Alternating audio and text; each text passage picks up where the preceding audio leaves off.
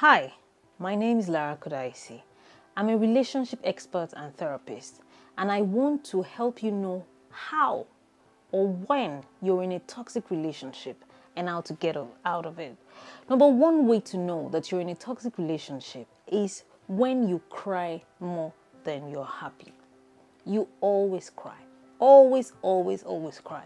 If you really sit down to count, like, how much am I enjoying in this relationship or marriage? How much am I happy? What can I pinpoint to that these are my joys? Or if you've spent like 3 years, for instance, in those 3 years, like if your happy moment is such a small time, my dear, you are in a toxic relationship, and it's something that can hurt you.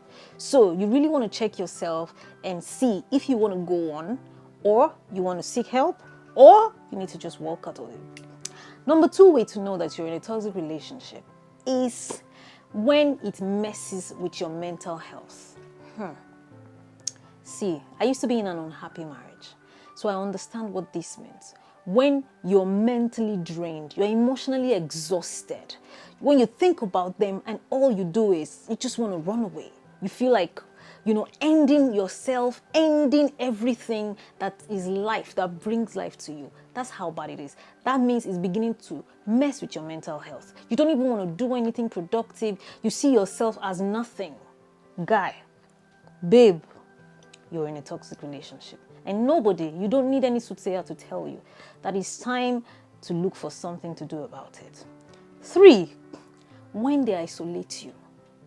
They isolate you that you can't, function or relate with other people. Your family members, your friends, or anything or anyone that helps you become happy. Maybe your extended family, maybe your old-time friends, maybe your colleagues, or anyone that will make you happy. It is not healthy that you will be in a relationship with somebody and all they want to do is isolate you. It is not healthy. It is not healthy. In case you're normalizing it in your brain, I'm telling you now, it is not healthy and you need to do something about it. Number 4, when they criticize you at all times. Do they criticize you all the time? Like you've never done anything good. They always see your bad more than your good all the time. They will tell you how you don't dress well, how you don't know how to cook, or how you're not making money, or how you don't walk well, or how you're not attractive, how you're no longer sexy, how you're not doing this, how you're not doing that. Every time they criticize you, that is bad for your emotional and mental health. You are not supposed to be around somebody who doesn't appreciate you. You're not supposed to be around somebody who brings you down at every point in time. It's something that can kill you emotionally before physically. Do you know a lot of people are dead emotionally? I hope this is not you. A lot of people are dead at 30, at 40, but they are buried at 80. You don't want to be that person. Number 4 is that they abuse you. Emotional abuse. Emotional abuse. You don't even recognize yourself anymore. They use things, they deprive you of things.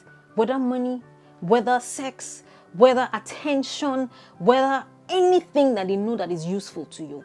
You begin to beg for any little thing, beg for attention, beg for sex, beg for, romance, beg to be appreciated, beg to be, all of those things. It's something that can hurt you. Then sometimes they abuse you verbally. Talk down at you. Talk. You're a goat. Do you know? Look at what your mates are doing. Look at this, look at that. And you are there, busy doing war room. See, I'm not saying you should not pray. I'm not advocating against prayer. But first, so that you don't die, so that you don't run mad, so that they don't bury you before your time, you need to excuse yourself first from that environment because it can kill you. Like literally kill you. Excuse yourself from that place first. Then you can go and be praying, from afar for them. Number 5 way to know that you're in a toxic relationship is when they disrespect you. See, I feel so sad, so pained when I see men disrespect women, or women use men as rags. You don't know how hurtful it is. You don't know when they begin to, they don't even, your opinion does not matter. They don't care about you. They irritate you, or either you even irritate them. I always say something, you see, it's better to separate or divorce than to kill your spouse or let your spouse kill you. I'm telling you now. I know people don't like to hear this. They don't like to hear about divorce. They don't like to hear about separation because of our religious reasons, but see, you need to live to live. Like Leave to Live. It is not only when they hit you physically that means that, they're abusing you. There are other ways. When you irritate them, when they don't listen to your opinion, when nothing about you excites them anymore, you don't want to be in that terrible, terrible, terrible, terrible relationship. Okay, so having highlighted all of that, you'll be saying, Lara, how can I live? I have children, I've invested my life, I've invested my money, I've invested my emotions, everybody knows us together. Where do I start again? How do I live? Sometimes it is difficult for you to live because they have so much messed you up emotionally that you feel small, you feel worthless, you feel that who can help me? Who can marry me like this? Who can... See, I used to be in an unhappy marriage. Look at me now. It was so at that time terrible, but I left. And now I am living and helping people. So how do you live? Number one way for you to live is to seek help from a professional.